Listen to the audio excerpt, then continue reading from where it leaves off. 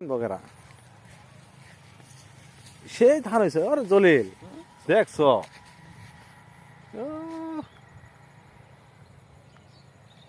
জলিল এলে এটা সিজের মধ্যে কয়টা করে ধান হবো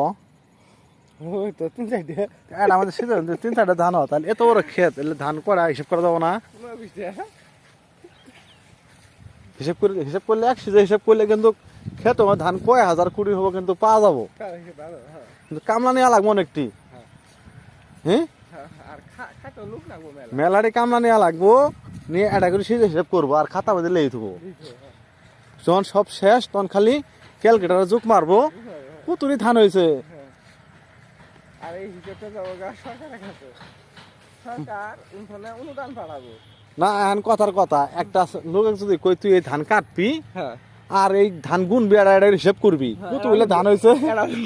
না জীবন তো না পারবা বিবন তোর হাজিরা হুজুরে কিছুই দেব না ওই ক্ষেতের গুলো এমন আছে ফিরবো আর না এলে তো যাবো এলাকা ছেড়ে ঢাকা যাবো গা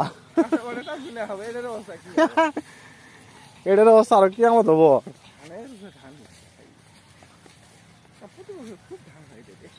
ধান আসলে ওরা কি দে ওর খেতে তো ভালো হয়েছে শালার খালি খেয়ে দিয়েছে খালি ধানই হয়েছে ওরা কি দিলে মধ্যে